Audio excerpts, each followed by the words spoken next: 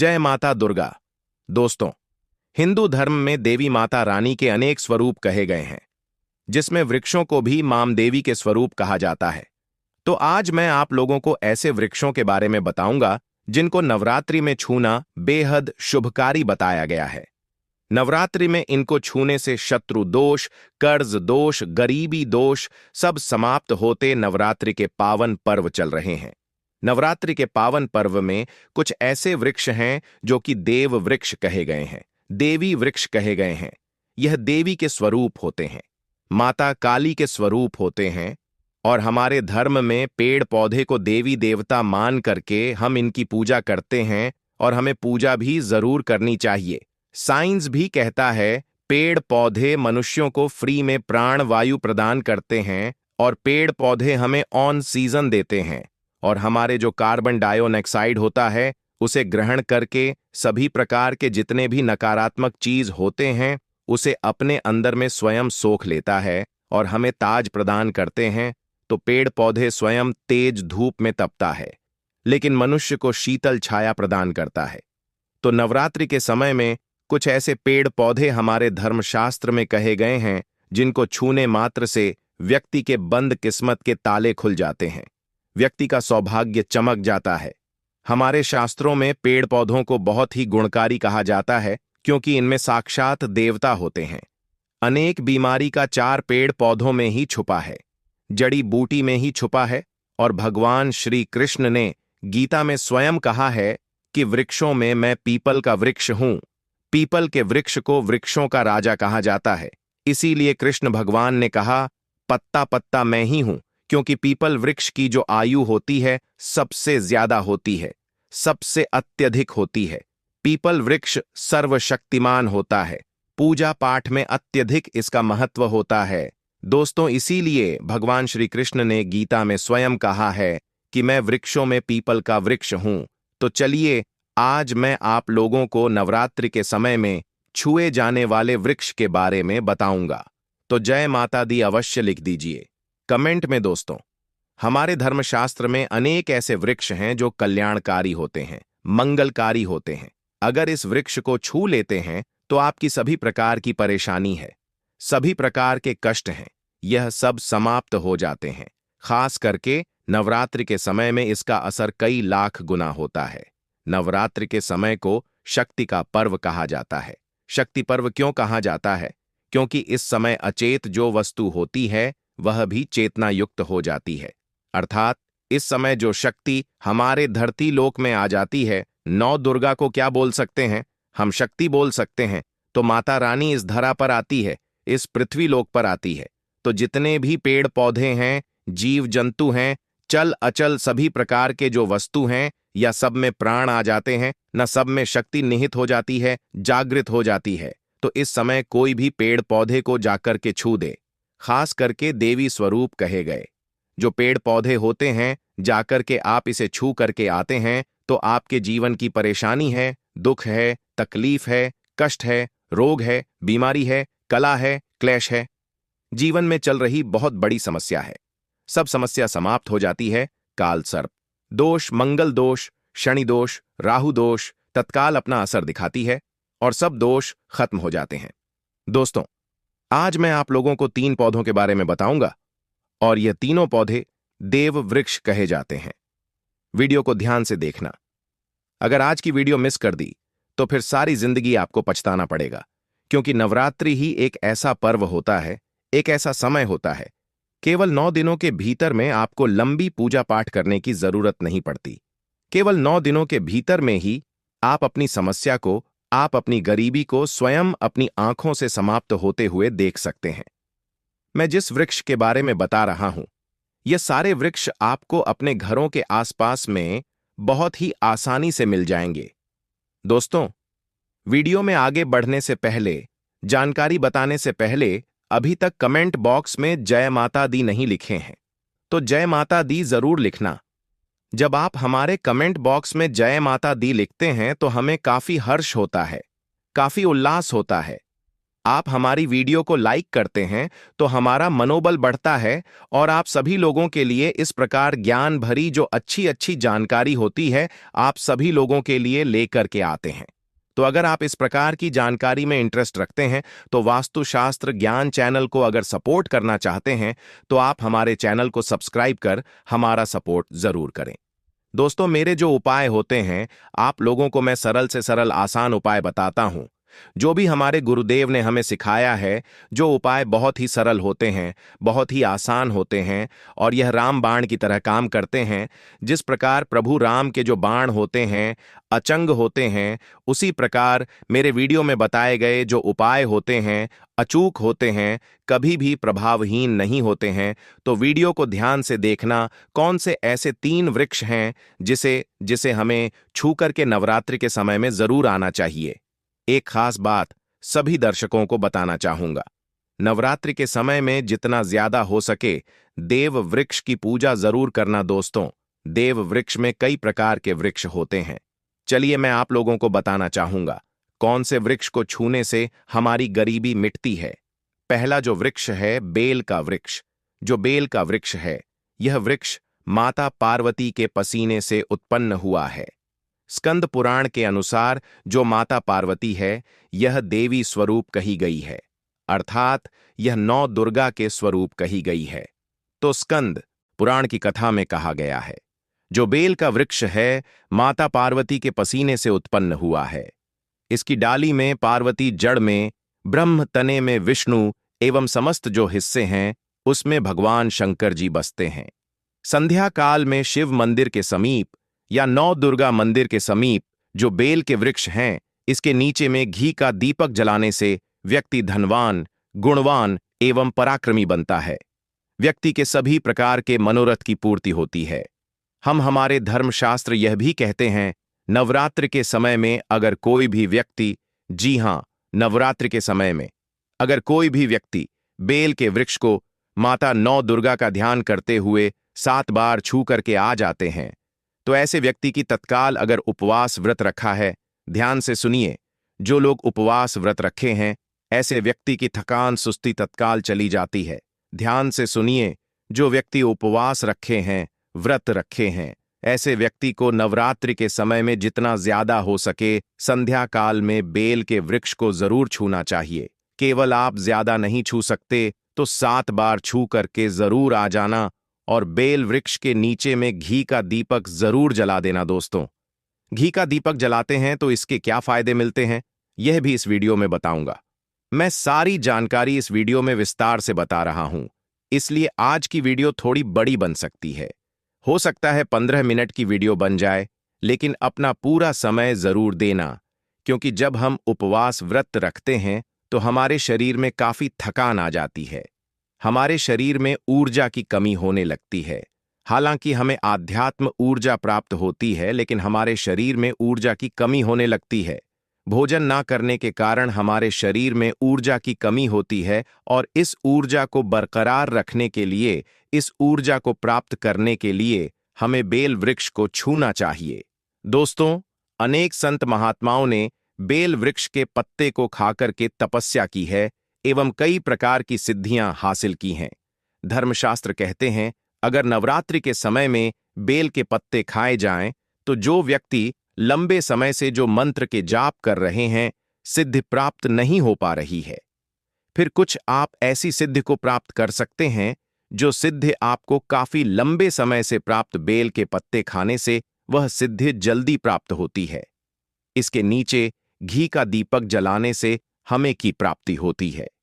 सिद्धि का मतलब होता है कार्य में सफलता। तो जो लंबे समय से आपके कार्य नहीं हो पा रहे हैं, उस कार्य में नवरात्रि के समय में जितने भी दिन हो सके आप जो हैं, जब भी आपको समय मिले तो शाम के समय में घी का दीपक जरूर जला देना। और अगर कोई भी व्यक्ति नवरात्रि के समय में, ध्यान से सुनिए, अगर कोई भी व्यक्ति नवरात्रि के समय में अगर बेल वृक्ष की जड़ में दूध चढ़ाते हैं तो सभी प्रकार के व्याधि दूर होती है। अगर सिंदूर युक्त गंगा जल चढ़ाते हैं तो व्यक्ति की गरीबी मिटती है। अगर तिल चढ़ाते हैं बेल वृक्ष के जड़ में तो सौभाग्य की प्राप्ति होती है। और अगर बेल के तीनों पत्तों में दोस्तों ध्यान से सुनिए, त्रिदेवी कही गई है, जैसे कि महाकाली, महालक्ष्मी, महासरस्वती। तो अगर बेल के जो 3 पत्ते हैं, महालक्ष्मी, महाकाली, महासरस्वती के स्वरूप कहे गए हैं, तो बेल के अगर तीनों पत्तों में ओम, दूसरे पत्ते में हरि ओम को सिंदूर से लिख करके चढ़ाना होता है। सिंदूर से लिख करके चढ़ाया जाए तो तत्काल उसी समय मनोकामना की पूर्ति होती है, कार्य में सफलता मिलती है। कोई लंबे समय से आपकी मनोकामना हो, आप चाहते हैं वह मनोकामना पूर्ण हो जाए, तो यह उपाय अवश्य करिएगा। दोस्तों, इसकी जड़ में ध्यान से सुनिए, नवरात्रि के समय में इसकी जड़ में अगर तांबे की कोई भी रिंग होती है, जिसे हम एक प्रकार के तांबे की जो धातु है यह मंगल से जुड़ी हुई होती है, तो अगर नवरात्रि के समय में इसकी जड़ में तांबे की जो रिंग होती है, अंगूठी होती है, अगर आप 4 अंगुल खंड करके दबा करके आ जाते हैं, नवरात्रि भर इसे दबे रहने देना है। इसके बाद अगर आप पहन लेते हैं तो वह जागृत हो जाती है, क्योंकि जो बेल के वृक्ष हैं स्वयं जागृत कहे गए हैं, और नवरात्र के समय में इसकी जो आवरा होती है, इसकी जो ऊर्जा होती है, अत्यधिक बढ़ जाती है।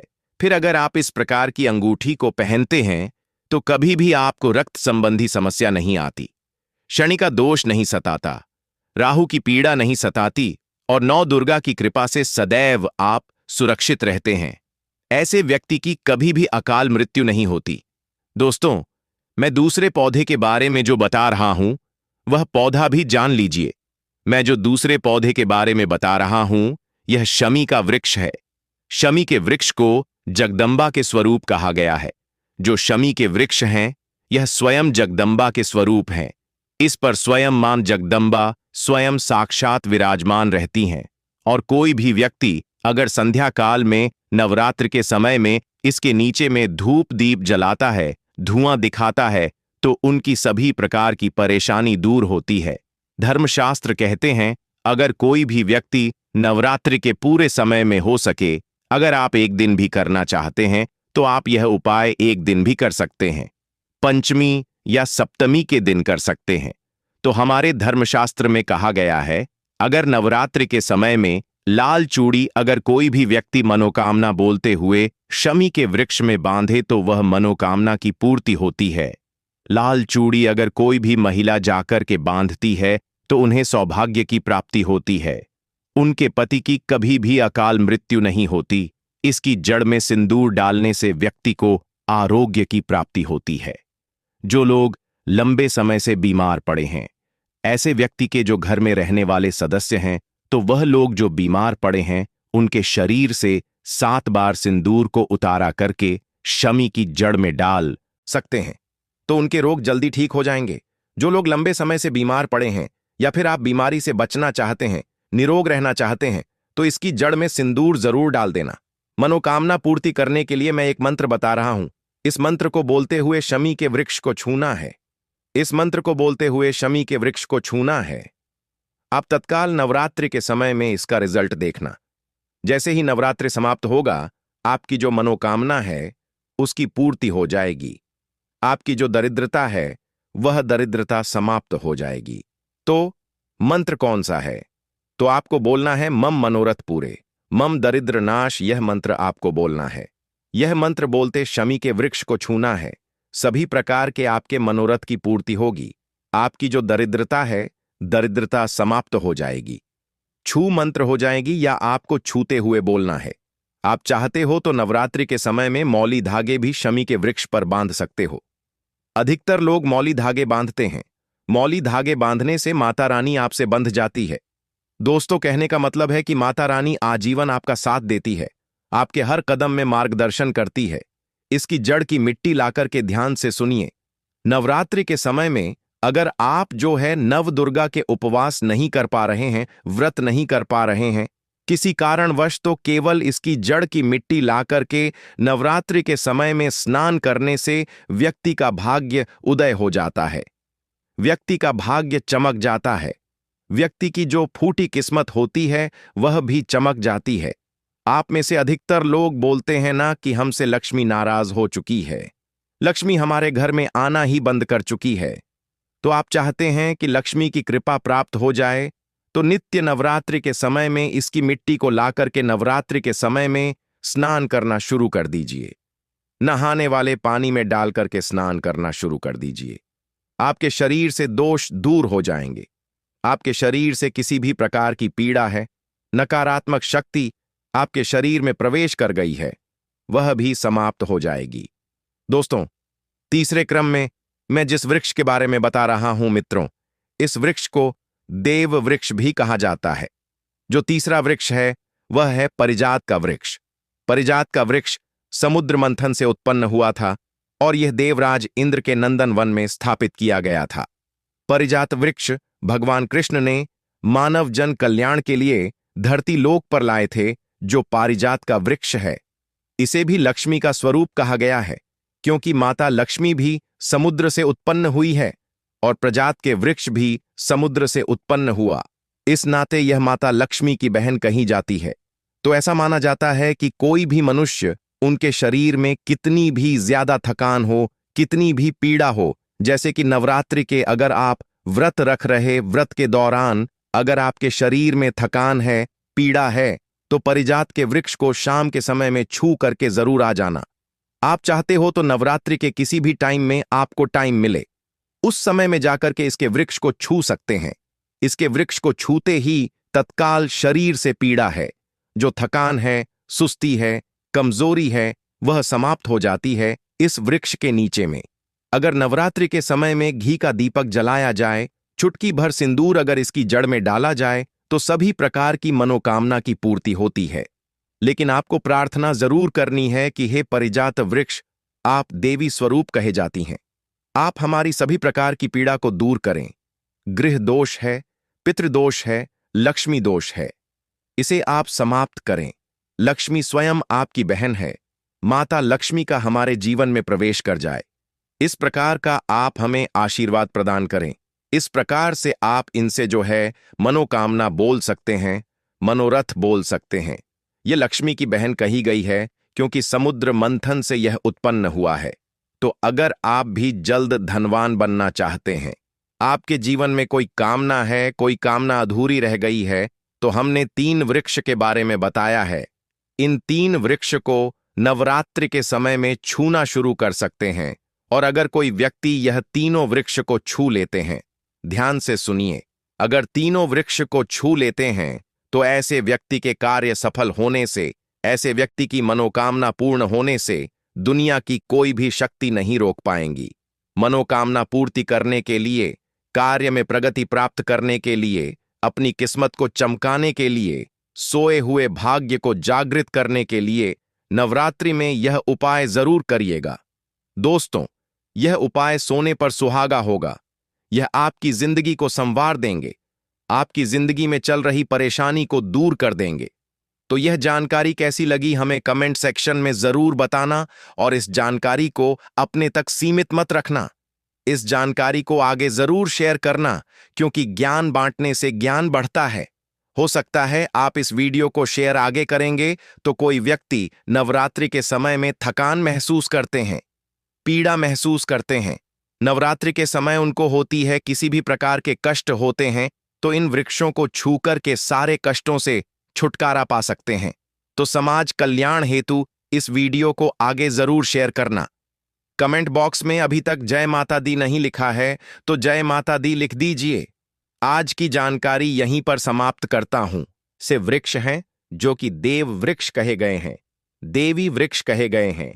यह देवी के स्वरूप होते हैं, माता काली के स्वरूप होते हैं और हमारे धर्म में पेड़ पौधे को देवी देवता मान करके हम इनकी पूजा करते हैं और हमें पूजा भी जरूर करनी चाहिए।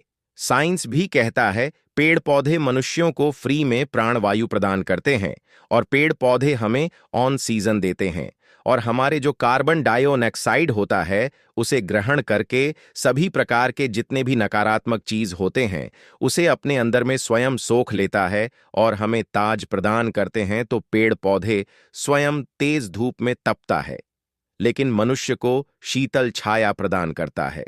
तो नवरात्रि के समय में कुछ ऐसे पेड़ पौधे हमारे धर्मशास्त्र में कहे गए हैं जिनको छूने मात्र से व्यक्ति के बंद किस्मत के ताले खुल जाते हैं, व्यक्ति का सौभाग्य चमक जाता है। हमारे शास्त्रों में पेड़ पौधों को बहुत ही गुणकारी कहा जाता है क्योंकि इनमें साक्षात देवता होते हैं। अनेक बीमारी का चार पेड़ पौधों में ही छुपा है, जड़ी बूटी में ही छुपा है। और भगवान श्री कृष्ण ने गीता में स्वयं कहा है कि वृक्षों में मैं पीपल का वृक्ष हूं। पीपल के वृक्ष को वृक्षों का राजा कहा जाता है। इसीलिए कृष्ण भगवान ने कहा, पत्ता पत्ता मैं ही हूं, क्योंकि पीपल वृक्ष की जो आयु होती है सबसे ज्यादा होती है, सबसे अत्यधिक होती है। पीपल वृक्ष सर्वशक्तिमान होता है। पूजा पाठ में अत्यधिक इसका महत्व होता है। दोस्तों, इसीलिए भगवान श्री कृष्ण ने गीता में स्वयं कहा है कि मैं वृक्षों में पीपल का वृक्ष हूं। तो चलिए, आज मैं आप लोगों को नवरात्रि के समय में छुए जाने वाले वृक्ष के बारे में बताऊंगा। तो जय माता दी अवश्य लिख दीजिए कमेंट में। दोस्तों, हमारे धर्मशास्त्र में अनेक ऐसे वृक्ष हैं जो कल्याणकारी होते हैं, मंगलकारी होते हैं। अगर इस वृक्ष को छू लेते हैं तो आपकी सभी प्रकार की परेशानी है, सभी प्रकार के कष्ट हैं, यह सब समाप्त हो जाते हैं। खास करके नवरात्रि के समय में इसका असर कई लाख गुना होता है। नवरात्रि के समय को शक्ति का पर्व कहा जाता है। शक्ति पर्व क्यों कहा जाता है? क्योंकि इस समय अचेत जो वस्तु होती है वह भी चेतना युक्त हो जाती है। अर्थात इस समय जो शक्ति हमारे धरती लोक में आ जाती है, नौ दुर्गा को क्या बोल सकते हैं? हम शक्ति बोल सकते हैं। तो माता रानी इस धरा पर आती है, इस पृथ्वी लोक पर आती है। तो जितने भी पेड़ पौधे हैं, जीव जंतु हैं, चल अचल सभी प्रकार के जो वस्तु हैं, या सब में प्राण आ जाते हैं, ना सब में शक्ति निहित हो जाती है, जागृत हो जाती है। तो इस समय कोई भी पेड़ पौधे को जाकर के छू दे, खास करके देवी स्वरूप कहे गए जो पेड़ पौधे होते हैं, जाकर के आप इसे छू करके आते हैं तो आपके जीवन की परेशानी है, दुख है, तकलीफ है, कष्ट है, रोग है, बीमारी है, कला है, क्लेश है, जीवन में चल रही बहुत बड़ी समस्या है, सब समस्या समाप्त हो जाती है। काल सर्प दोष, मंगल दोष, शनि दोष, राहु दोष तत्काल अपना असर दिखाती है और सब दोष खत्म हो जाते हैं। दोस्तों, आज मैं आप लोगों को 3 पौधों के बारे में बताऊंगा और यह तीनों पौधे देव वृक्ष कहे जाते हैं। वीडियो को ध्यान से देखना। अगर आज की वीडियो मिस कर दी तो फिर सारी जिंदगी आपको पछताना पड़ेगा, क्योंकि नवरात्रि ही एक ऐसा पर्व होता है, एक ऐसा समय होता है, केवल 9 दिनों के भीतर में आपको लंबी पूजा पाठ करने की जरूरत नहीं पड़ती। केवल 9 दिनों के भीतर में ही आप अपनी समस्या को, आप अपनी गरीबी को स्वयं अपनी आंखों से समाप्त होते हुए देख सकते हैं। मैं जिस वृक्ष के बारे में बता रहा हूं, यह सारे वृक्ष आपको अपने घरों के आसपास में बहुत ही आसानी से मिल जाएंगे। दोस्तों, वीडियो में आगे बढ़ने से पहले, जानकारी बताने से पहले, अभी तक कमेंट बॉक्स में जय माता दी नहीं लिखे हैं तो जय माता दी जरूर लिखना। जब आप हमारे कमेंट बॉक्स में जय माता दी लिखते हैं तो हमें काफी हर्ष होता है, काफी उल्लास होता है। आप हमारी वीडियो को लाइक करते हैं तो हमारा मनोबल बढ़ता है और आप सभी लोगों के लिए इस प्रकार ज्ञान भरी जो अच्छी अच्छी जानकारी होती है, आप सभी लोगों के लिए लेकर के आते हैं। तो अगर आप इस प्रकार की जानकारी में इंटरेस्ट रखते हैं तो वास्तुशास्त्र ज्ञान चैनल को अगर सपोर्ट करना चाहते हैं तो आप हमारे चैनल को सब्सक्राइब कर हमारा सपोर्ट जरूर करें। दोस्तों, मेरे जो उपाय होते हैं आप लोगों को मैं सरल से सरल आसान उपाय बताता हूं, जो भी हमारे गुरुदेव ने हमें सिखाया है। जो उपाय बहुत ही सरल होते हैं, बहुत ही आसान होते हैं और यह रामबाण की तरह काम करते हैं। जिस प्रकार प्रभु राम के जो बाण होते हैं अचंग होते हैं, उसी प्रकार मेरे वीडियो में बताए गए जो उपाय होते हैं अचूक होते हैं, कभी भी प्रभावहीन नहीं होते हैं। तो वीडियो को ध्यान से देखना। कौन से ऐसे 3 वृक्ष हैं जिसे हमें छूकर के नवरात्रि के समय में जरूर आना चाहिए। एक खास बात सभी दर्शकों को बताना चाहूंगा, नवरात्रि के समय में जितना ज्यादा हो सके देव वृक्ष की पूजा जरूर करना। दोस्तों, देव वृक्ष में कई प्रकार के वृक्ष होते हैं। चलिए मैं आप लोगों को बताना चाहूंगा कौन से वृक्ष को छूने से हमारी गरीबी मिटती है। पहला जो वृक्ष है बेल का वृक्ष। जो बेल का वृक्ष है, यह वृक्ष माता पार्वती के पसीने से उत्पन्न हुआ है। स्कंद पुराण के अनुसार जो माता पार्वती है, यह देवी स्वरूप कही गई है, अर्थात यह 9 दुर्गा के स्वरूप कही गई है। दोस्तों, 2026 में चैत्र नवरात्रि शुरू होने से पहले ही आप अपने घर से और घर के मुख्य द्वार से तुरंत हटाएं। यह चीजें नहीं तो माता दुर्गा आपसे अत्यंत क्रोधित हो सकती हैं। माता शेरों वाली ऐसे घर में कभी नहीं प्रवेश करती हैं। जिस घर में होती है, यह वस्तुएं आज ही घर से बाहर फेंके। अगर आपने यह चीजें घर से बाहर नहीं फेंकी, तो माता रानी आपके घर में कभी नहीं आएंगी और आपके व्रत रखने का फिर कोई फायदा नहीं होगा।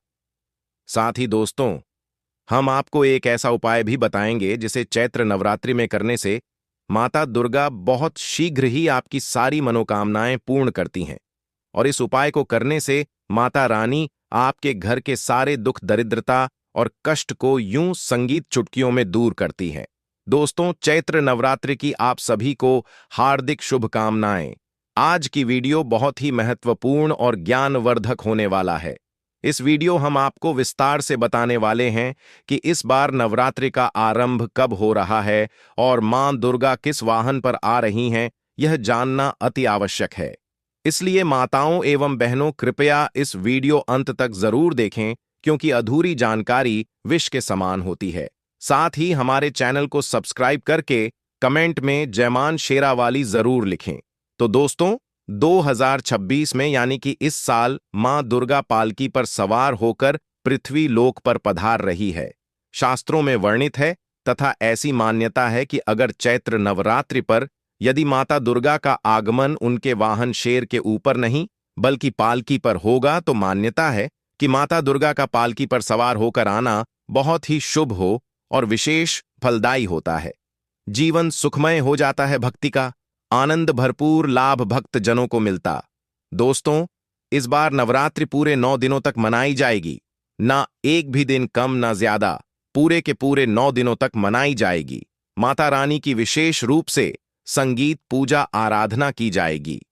चैत्र नवरात्रि का महापर्व इस बार 2026 में 19 मार्च दिन गुरुवार से शुरू होकर 27 मार्च शुक्रवार के दिन समाप्त होंगे। ऐसे में चैत्र नवरात्रि पर माता दुर्गा की कृपा पाने के लिए कलश स्थापना का शुभ मुहूर्त है। 19 मार्च को सुबह 6:52 से सुबह 7:43 तक है।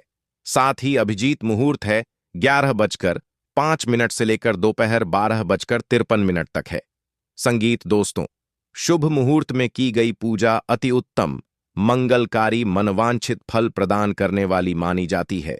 इससे समस्त देवी देवताओं की कृपा आनंदपूर्वक बरसती है और पूजा पाठ का फल कई हजार गुना प्राप्त होता है। ऐसे में जो व्यक्ति नवरात्र आने से पहले घर से यह चीजें हटा देता है, तो उसके घर में मां वैष्णव का आगमन होता है और माता लक्ष्मी का भी होगा वास, और मां शेरों वाली आपकी झोली खुशियों से भर देंगे। तो दोस्तों, चलिए अब जानते हैं कि आखिर वह कौन कौन सी चीजें हैं जिन्हें नवरात्रि शुरू होने से पहले ही अपने घर से बाहर निकाल देना चाहिए, ताकि हमारे घर में सकारात्मक ऊर्जा का प्रवाह बना रहे और मां लक्ष्मी की कृपा बनी रहे। दोस्तों, सबसे पहले नवरात्रि के पहले ही दिन मंदिर की अच्छी तरह से साफ सफाई कर लें। मंदिर जितना सफा होगा, फल उतना ही साफ, यानी कि उतना ही ज्यादा मिलेगा कि आपकी झोली छोटी पड़ जाएगी। संगीत, मंदिर के अंदर अगर पुरानी मालाएं हैं, टूटी फूटी मूर्तियां हैं, उसके साथ ही खाली माचिस के संगीत डिब्बे रखे हुए हैं, तो उन्हें बाहर फेंक दें तथा टूटी मूर्ति को किसी नदी में प्रवाहित कर दें। घर में छोटे बच्चों को नवरात्रि का व्रत नहीं रखना चाहिए। इससे उनकी जान को खतरा हो सकता है, क्योंकि इस व्रत में शरीर को अधिक शक्ति की जरूरत होती है। फल, जूस इत्यादि संगीत की आवश्यकता पड़ती है। बच्चे व्रत रख